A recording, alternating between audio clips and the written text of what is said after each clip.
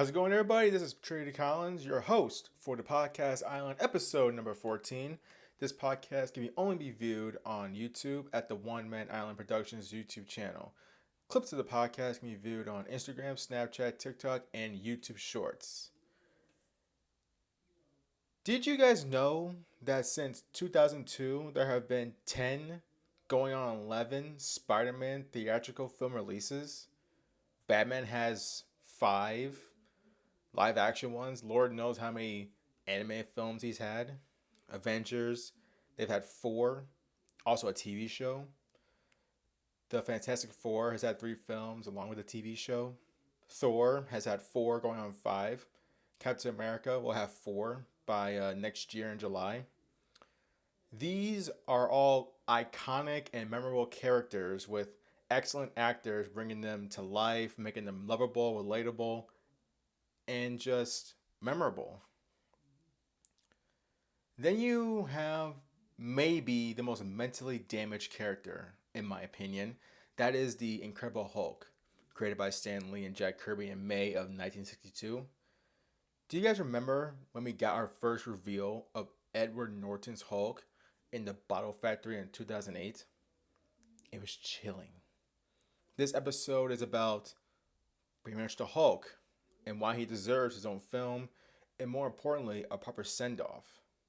Now you guys are probably wondering, why the Hulk? Why am I talking about the Hulk? Well, he is indeed my favorite character. I have DVDs of the first 2 Hulk films. I have comics of the Immortal Hulk, along with the Planet Hulk comics. I also bought a She-Hulk comic when I was in Baltimore, Maryland. That's where I used to live for 3 years. And if there wasn't like a connection between me and the Hulk that really connected me to the Hulk. It was just like, I always found him very cool. Like the presentation of him, the insane energy and rage he has. And I think that's because deep down inside, even the nicest people in the world have that little thing in the back of their heads that makes them want to lash out and just vent all the anger they ever had in the world. It happens. And to me, I think Hulk is a representation of what we all could be if we let that anger out. We can be a monster. We can be ugly. We can say things that we don't want to happen. And that's just what it is. Only this time it's gamma radiation that created a very, very big, green, roided up rage monster known as the Hulk. But think about this. In 2003, director Ang Lee, the man who directed Crouching Tiger, Hidden Dragon, and The Ice Storm, he took on the task of bringing a 15 foot tall, 1,400-pound, roided up green rage monster with anger issues named the Hulk. Eric Bana was cast as Bruce Banner, Jennifer Connelly as Betty Ross, Sam Elliott as Thaddeus Thunderbolt Ross, and Nick Nolte as David Banner, aka the Absorbing Man. He prioritized deep diving into the psychology of the character, what makes him tick, who he loves, what really created him.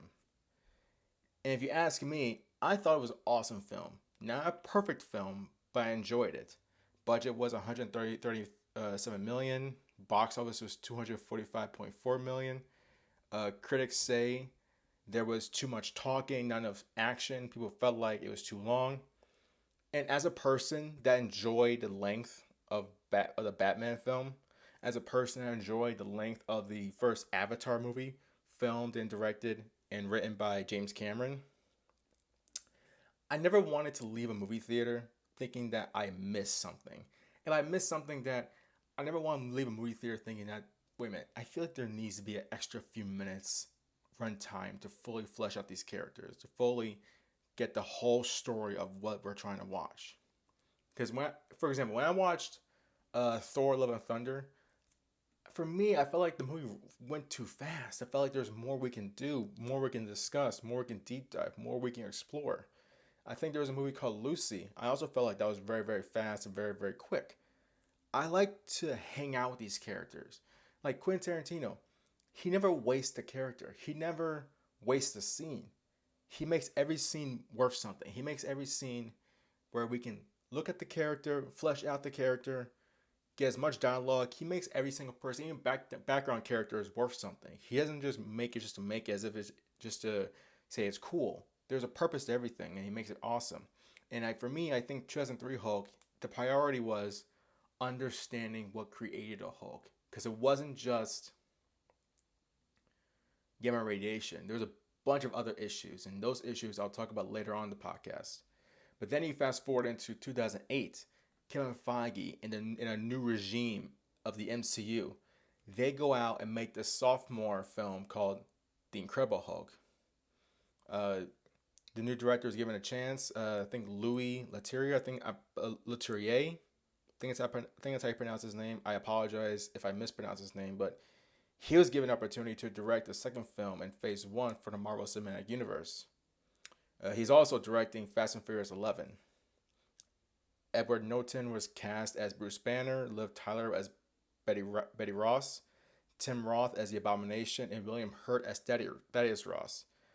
Movie's a little bit shorter, more action early and more often, less psychological understanding and more action adventure.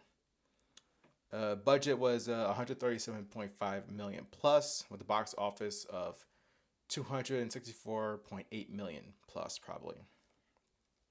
Critics looked at it as a subpar action summer adventure, little dark and murky, a good but not exciting summer blockbuster. Some have said has been one of the weaker MCU films and maybe one of the more forgettable films of the entire cinematic, story arc. I felt like this movie was very, very good in my opinion, but it was missing one key opponent. And I mentioned this when I mentioned about the 2003 Hulk. What exactly created the Hulk?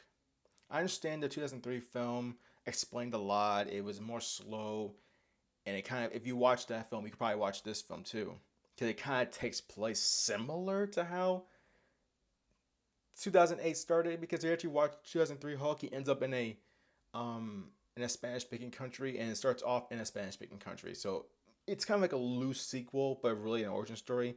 Kind of like a loose, but it doesn't really like talk about it. It kind of like fast forwards the origins in a more comic accurate kind of way, but it still kind of stays true to the 2003 Hulk. It's a very, very interesting situation, but it's all about trying to control something that you know nothing about. And yes, they are. If you think about it, there are different people as far as like mentally a snake, but it's the same body. And again, I feel like they missed the key component of what makes Hulk a hero. I've always felt like the Hulk hasn't had the story to really showcase the personality, the characteristics, the humanity, and the core of the character. I feel like we got like the cliff notes of what makes Hulk such an iconic character and a kind of iconic hero. But I don't think we got enough deep dive in a more consistent, nice flowed film. The Hulk wasn't born through gamma radiation. He was born from the physical and psychological pain of his father. For those who don't know, Bruce Banner was abused as a kid and witnessed his mother murdered right in front of him.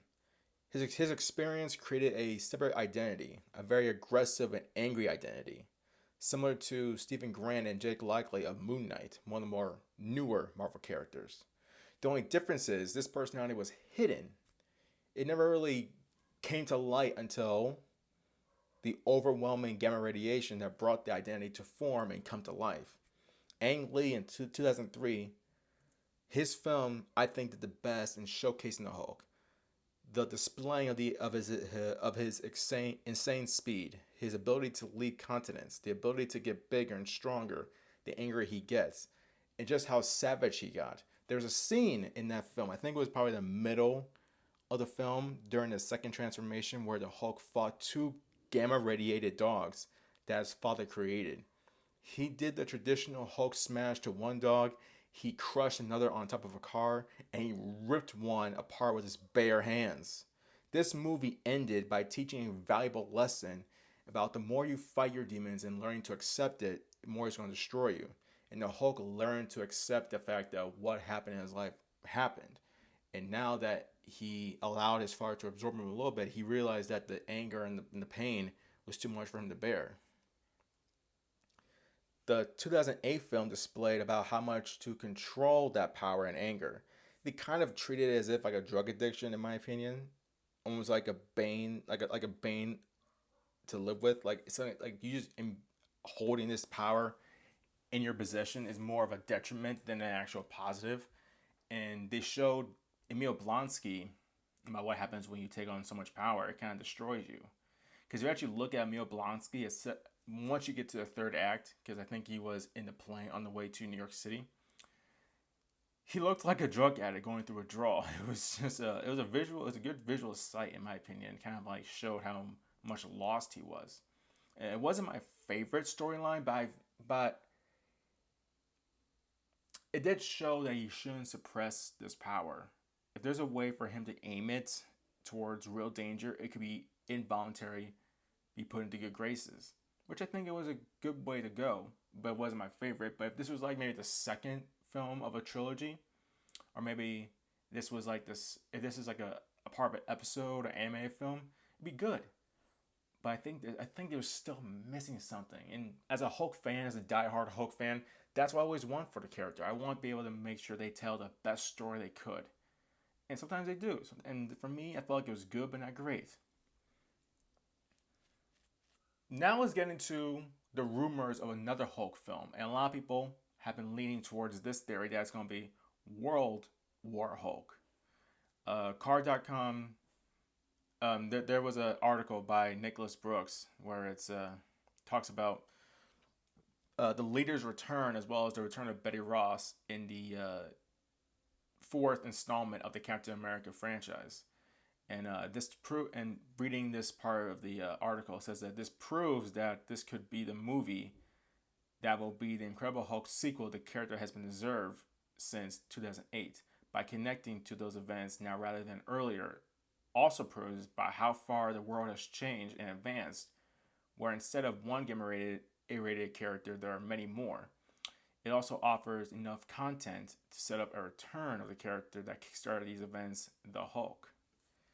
And then in Screen Rants, there's an article that talked about for the uninitiated the World War Hulk storyline. The narrative finished with the Planet Hulk plot, which was about Hulk's time in Sakaar, revolved around the rage-filled Hulk blaming the Illuminati for his pregnant wife's death, between Doctor Strange and the Multiverse of Madness, establishing the existence of the Illuminati at least in the multiverse. And this set up the She-Hulk Attorney at Law series. This isn't outside the realm of possibility that Marvel Studios is looking to actually adapt the World War Hulk in the MCU. That being said, expect Kevin Feige and his team to take some liberties regarding their version of the Prince arc. Now, Marvel Studios is known for playing the long game. And despite initial criticisms of Phase 4 being directionless, Feige actually already has a rough plan for the multiverse saga. Given this, it isn't impossible that they will eventually use this setup in She-Hulk Attorney at Law to launch a new series for Banner. As one of the original Avengers still active in the MCU, there is a need to give him his own arc, the same way they did for Hawkeye. Thor doing a World War Hulk project may be the best way to do it. So let's do a head count here. I think there's Thunderbolt Ross, who in theory may take gamma radiated, take Hulk's blood and become the Red Hulk. We have Jennifer Walters, She-Hulk. You also have Scar, I think Hulk's son. You have the leader. There might be more. You have the Abomination still around. And now the question is, what can create a savage, world-breaking Hulk? What could get him so mad, so angry, so infuriated, so just out of control that will make him just go on a rampage? Now here's the thing. The best way to do it, because like we never saw Hulk's wife, so it doesn't make sense for her to come in for 5 seconds and die. And since we don't know nothing about this live action version of Scar, it makes no sense for him to die that quickly either. And since we haven't seen Betty in since 2008, it doesn't make sense for us to care that much about the character because they haven't shown much interest in the character. The best way I think for them to go to that world-breaking Hulk route is for them to maybe kill Natasha, but they already killed her off, and the only chance for us to get that close to a Savage Hulk was in that moment. But Bruce Banner found a way to suppress the Hulk. That way, he doesn't become a factor. If you're going to bring to life one of the most iconic storylines in comics in history of Marvel, you cannot waste it. We need a Savage Hulk, a Super Saiyan Hulk, the kind of Hulk that would kill 3 gamma-radiated dogs without a second thought. We need that kind of Hulk that would rip out a bone out of his opponent's elbow and stab him with it. 2008 Hulk against the Abomination. The kind of Hulk that would was possessed by Scarlet Witch and went on a rampage in Sokovia, eventually fighting the Hulkbuster. And when he was hit in the face, he spit out his tooth and gave him that look to Iron Man, saying like, "You know, you fucked up, right?" The kind of a Hulk that in Planet Hulk he beat the piss out of Beta Ray Bill. The kind of Hulk that was beating the hell out of Thor in Thor Ragnarok. We need that kind of Hulk. Because if you're going to have continue this character all the way until Avengers Secret Wars, Avengers Kang Dynasty, we need a Savage Hulk. We need a Hulk that doesn't take shit from anybody, including a time traveler, including potentially Doctor Doom if they want to introduce him, because we haven't seen him yet, or any hint of him. The future of characters is very, very up in the air because there's not many movies out there that you can see or honestly believe that you can fit him in and it'll make sense.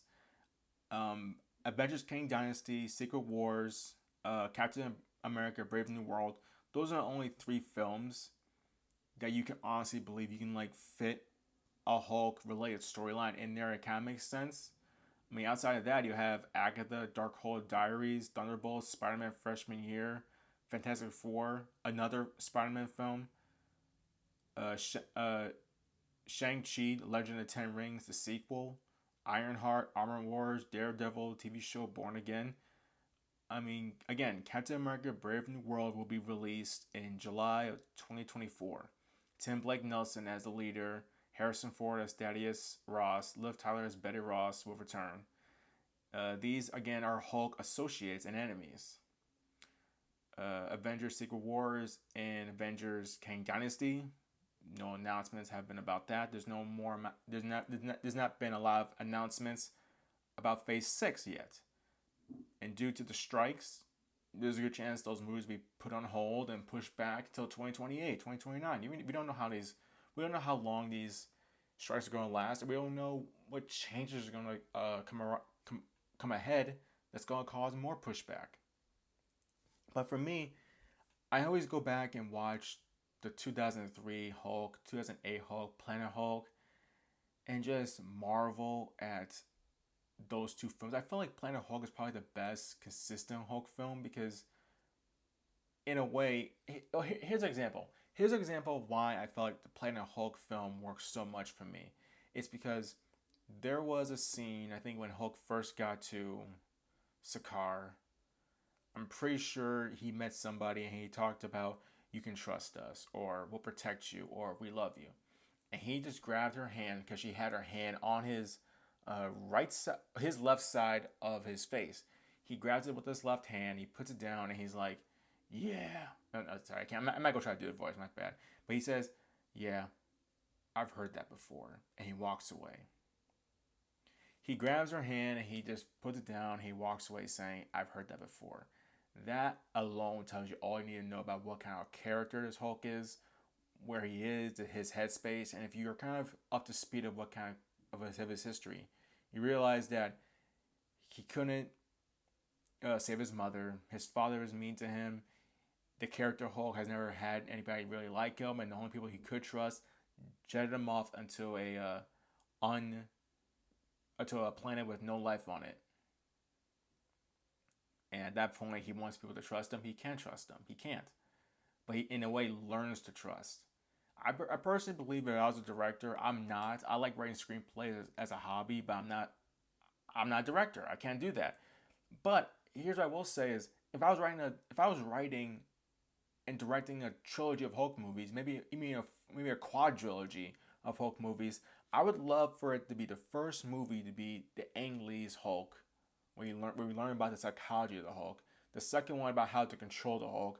The third one, it could be a film maybe loosely a part of the Sokovia Accords, and then eventually jetting him off into space where he lands on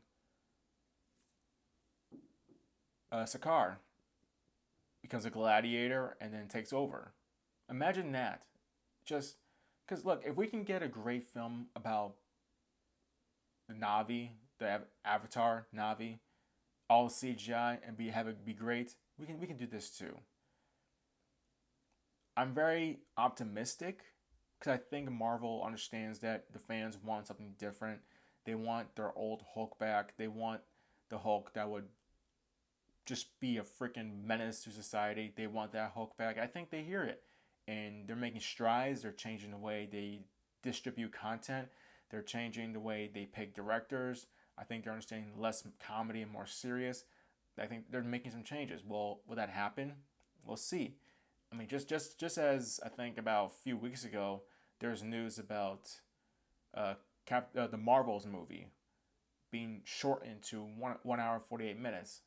Not my cup of tea. I like a 2 hour movie, but hey, if it makes it for a good movie, I'm all for it. I mean, I just watched the Fast and the Furious, and that was like an hour and 46 minute movie, and it worked out. Don't waste any time. Hit all the notes you want and get out of there.